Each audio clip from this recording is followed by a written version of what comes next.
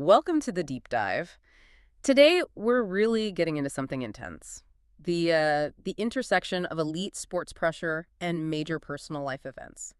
We're focusing on Philadelphia Phillies star Bryce Harper during the 2025 MLB playoffs. We've got sources detailing this collision between high-stakes playoff scrutiny and, profound personal news. That's right. We're looking at some excerpts from a recent SI.com article because the story everyone was talking about was Harper's slump, his cold bat, and why he looked so emotional before Game 3 against the Dodgers. But there's more going on beneath the surface. We need to unpack what was really driving that emotion beyond just the game. Yeah, exactly. Our mission here is to sort of pull out the surprising element to perspective in all this. I mean, you've got this huge figure, the $330 million franchise player, expected to perform miracles, basically. And then you set that against the reality of family life, which can be overwhelming and, frankly, really distracting, which pressure actually dominates. And you absolutely have to picture the scene. The Phillies were staring down elimination. The pressure wasn't just internal team stuff. It was massive. And it was cranked up even higher because of some really rough recent losses, leading to actual boos from the Phillies faithful. Yeah. Which is something. Okay, yeah, the boos are a big part of it, but before we even get there, let's set the stage. The pressure wasn't just on Harper, right? It sounds like the whole team was struggling, which amplified the scrutiny on him. Oh, absolutely. It was a collective issue. The sources really highlight two pretty disastrous losses that happened right before this emotional Game 3 moment. Game 1 was a mess. The reliever, Matt Strom, the article says he possibly tipped off his pitch, and bam, Teoscar Hernandez hits a huge 3-run homer off him, starting a playoff series like that. With the kind of self-inflicted error, it just weighs on everyone. Right. That's got to be demoralizing. But Game 2 sounds like it involves something even more frustrating, a questionable call from the manager. That seems like it would put even more pressure back on the players who are expected to deliver. Exactly right. Game 2, the issue becomes management, maybe undermining their own chance at a comeback. They're down late, trying to rally, and the manager, Rob Thompson, he makes what the sources call an extremely questionable decision. He decides to bunt. A bunt? Wait, with no outs and a runner already on second? In a playoff game? That feels very counterintuitive to modern baseball strategy. It really does. And that's why it's so key here. That bunt effectively killed a potential ninth-inning rally. It just fizzled out. So think about it. If you're a star player like Harper, this $330 million guy trying to break out of a slump, and your manager makes a super conservative defensive call like that, it almost feels like they don't trust the offense to get it done. That adds a whole other layer of frustration on top of just not hitting well. Okay, so the context is crucial. Two tough losses, one maybe due to a player error, the other involving a really controversial manager's call. And all this focuses the spotlight right onto the big names in the lineup, including Harper, who the article says had gotten cold at the worst possible time. That's the pressure cooker he's in. Precisely. And that leads directly to the fans. Philly fans, well, they're passionate. When the team struggles, especially in the playoffs, they let you know. Harper was hearing it directly. Boos aimed right at him because he wasn't hitting. And you mentioned earlier his reaction to that was interesting. You'd almost expect someone of his stature to maybe push back or, ignore it, but he seemed to own it. Yeah, his comments after Game 2 are fascinating. It gives you a real window into his mindset, maybe even some strategic thinking. He was asked about the boos, and he didn't make excuses. He just flat out said he deserves it. Wow, deserves it. That's a lot of acceptance. Is that genuine, do you think? Or is it just really good media training? Take the blame, diffuse the anger? Well, the way he explained it makes it sound pretty genuine. He connected his performance directly to what the fans invest. He said, and this is quote, "I love the fans. I boo myself if I get out." Mm-hmm. And he justified their reaction, saying, if we deserve to be booed, they spend their hard-earned dollars to support us. They expect greatness out of us. So he's basically saying, yeah, I get it. You expect more. So he aligns himself with their high expectations. He's not fighting their criticism. He's validating it as proof of their passion, their investment. That's actually pretty smart. He even said, despite the boos, that they have some of the best fans in baseball and that they make me play better. It's like he's twisting the negativity into fuel. It really is a remarkable psychological move. He's acknowledging this intense professional pressure, the weight of expectation, but framing it as motivation. It's the burden of being the hero, I guess.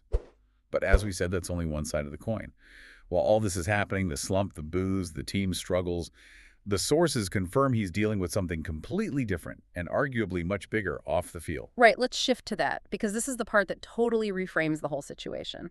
Just before Game 1, his wife, Kayla Harper, announced the birth of their new baby boy, Hayes 3 Harper. The timing is just wild, isn't it? A brand new baby arrives literally days before the most crucial games of his season. Talk about a reality check on the importance of baseball, you know? Absolutely. And what are the details there? Because it wasn't his first child, right? The logistics alone must have been intense. No, Hayes 3 is their fourth child. The baby was born October 2nd, just a few days earlier. He joins Crew, who's 6, Brooklyn is 4, and Cameron is just 1 year old. So yeah, imagine bouncing between the pressure of playoff baseball and a house with a newborn and 3 other very young kids. It's a lot. The article also mentioned the nice little detail. The middle name, 3, is apparently a nod to his dad's jersey number. Okay, that's a sweet touch, is the connection to the game. But still, a newborn plus 3 toddlers. Yeah. You can just imagine the exhaustion, physical and emotional. And the sources mention he got pretty personal in talking about it, especially about his wife. He did. He spoke really admiringly about his wife, Kayla. He called her an absolute monster, but then he joked, that she pushed that thing out in 3 pushes in 30 seconds. It's this very human, slightly humorous, exhausted dad kind of moment. But the sources highlight that when he actually started talking about the birth itself, he got visibly emotional, like choked up. That's the key moment, isn't it? This incredibly famous, powerful athlete, the 2-time MVP, getting emotional, talking about holding his son. It just lays bare the contrast between his public role and his private life. So what was his big takeaway on perspective? How did he connect these two incredibly demanding worlds? This quote really nails it, I think. He put it very clearly. Being able to hold your son for the first time, it's one of the greatest moments in my life. Then he goes on, I absolutely love my family. I love my kids. I love the game of baseball, but at the end of the day, my family means the most to me.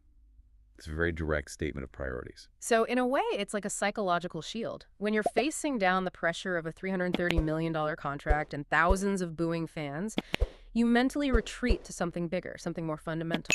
That seems to be exactly it. The game failures, the bad calls in games 1 and 2, the manager's decisions, all that professional stuff becomes, well, temporary, maybe, less ultimate. He even acknowledged being away was hard, saying, I definitely miss him right now, talking about the baby. Yeah. By consciously focusing on his family, on that profound joy, he manages to, as the article puts it, keep it all in perspective. That seems to be his coping mechanism. Okay, so let's pull this all together. We've got this really clear picture now. We see why the team was under pressure, those early game errors, the managerial choices. And we see why it landed so hard on Harper specifically, the slump, the cold bat. Right. We've basically examined how a top athlete compartmentalizes things. He's juggling maximum professional heat, actual hostility from fans, but at the same time, he's navigating this huge life-changing event at home with the new baby. And the sources suggest his strategy is prioritizing family above all else. That seems to be how he neutralizes the external noise, the criticism. He knows what means the most. And it wasn't just internal pressure from his own slump. The sources make it clear there were external factors, team failures, contributing to the whole mess. It really was a perfect storm situation for him. Exactly. That combination, the star player not performing, the questionable team decisions around him, and this massive emotional event of a newborn, that's the core tension of this whole story. So here's something for you, the listener, to think about based on everything we've looked at from the sources. Given the specifics, Harper's slump, that questionable bunt call in Game 2, the intense distraction of a newborn for the team's biggest star, how much does that kind of profound personal life event actually ripple through an entire team? Can one person, even the centerpiece, truly contain that level of emotional upheaval without it subtly affecting the focus, the cohesion, the performance of the whole group during such a high-stakes playoff run? Where does the personal end and the team begin? Yeah, it's a really interesting question about team dynamics under pressure. Yeah. How much does one individual's major life event influence the collective? Something to mull over. That's it for this deep dive. We'll catch you next time.